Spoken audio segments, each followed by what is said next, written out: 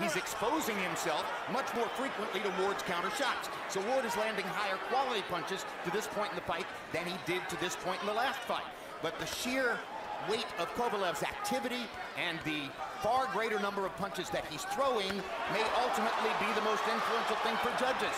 And an uppercut lands underneath for Kovalev, and now he thinks he's got a little advantage as Ward comes back to the body. About the story of the fight being different than the action at times. Kovalev looks as though he's looking for a breather, looking for the ref to give him some help, turns his back to Ward. But when the action resumes, it's Kovalev who landed the shots. And when turning his back to Ward, it gave Ward confidence.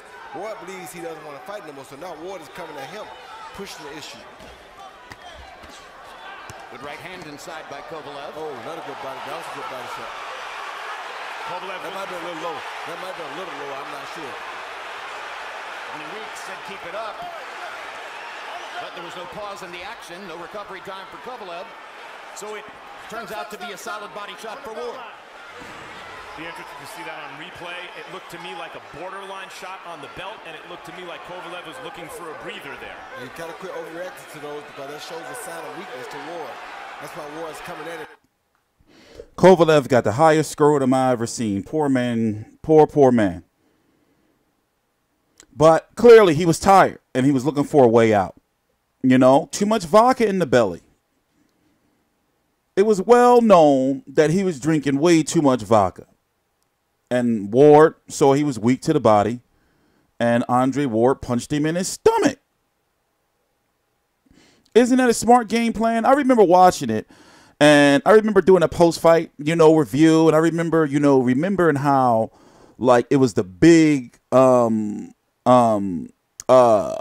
war of black versus white, American versus Russia.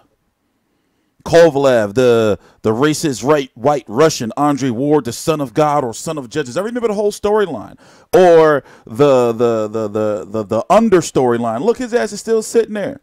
Punched that vodka right off his center belly. I'm a big Kovalev supporter, by the way. It's just that I call it like it is. I call it like I see it, and a lot of people that rubs a lot of my fellow media members the wrong way because they can't figure out whose side I'm on because it's like, hello, I ain't on nobody motherfucking side. I'm just calling this shit like it is. Kovalev didn't take this seriously enough, in my opinion. And also the issues that he had with in camp with John David Jackson. Going into the second Kovalev fight, the Ward fight, he should have had a new team. Ward was serious.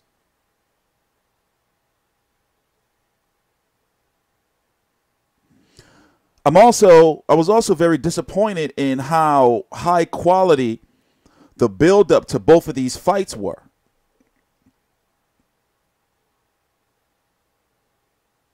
Like there was genuine animosity among both fighters, both sides, both teams, and yet the fight didn't sell tickets, pay-per-view buys. I don't know what it was, but it was genuine animosity and beef with these fighters. Well, moving on. Kovalev is back, and now his career is in jeopardy. The Boogeyman mystique is gone. Even though he's still feared because of his power can never be underestimated. And he was winning against Alvarez, just like with the Andre Ward fights.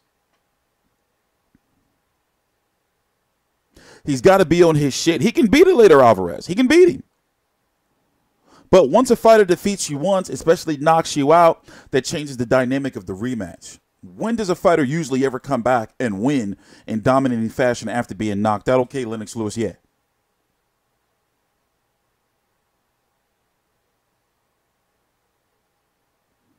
Kovalev is a very underrated overall boxer.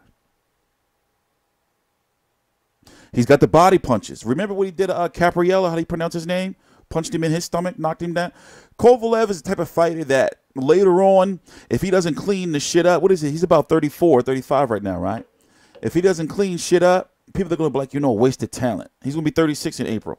He's still got plenty of time. Well, he's got enough time, not plenty. If he don't, like, clean up the vices with the, drinking or whatever he's doing, not taking the sport seriously. Because he was dominant for too long. And then when he started fighting real quality competition, what happened? Let's not forget, he was defeating Alvarez. A guy, by the way, who wasn't known to be a big, puncher. But when you're a guy like Kovalev and you're not taking defense seriously, you keep dropping your hands, eventually fighters are going to start lining you up. And that's what Eleider Alvarez did in the rematch. He started lining them up. One issue I'm having is what is going on with the broadcasting of this fight. So it says here, and I was looking on the press release. I have it on the website down below on the channel. It's at one of the top tabs. I was looking. I'm like, wait a minute. The broadcast starts at 10 p.m.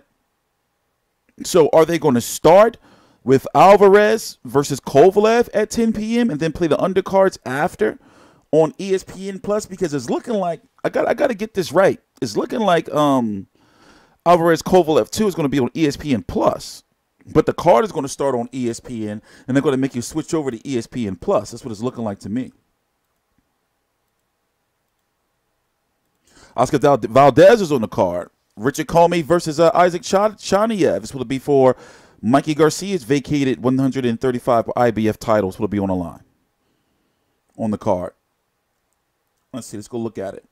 Commey, Chaniev. Oscar Valdez versus Carmine Tomasone. Patrick Day. Teofimo Lopez is on the card. Some prospects. Solid card.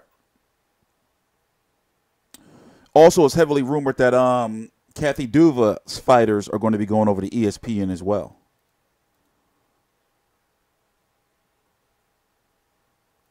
But Kovalev's got to get it together. Those 2 knockout losses, man. In my opinion, he won the first. No, correction. I remember watching it, and I was like, Ward had won, and I remember going back. I'm not talking about it no more. I remember it was a whole saga. It was a saga. It was a saga, and I'm not talking about it anymore. In fact, let me get this off my screen. Ward Kovalev is done. Ward is coming back at 100, and at cruiserweight when Usyk drops his belt soon. I'm TstreeT Controversy. This is TstreeT Controversy Live. Please subscribe.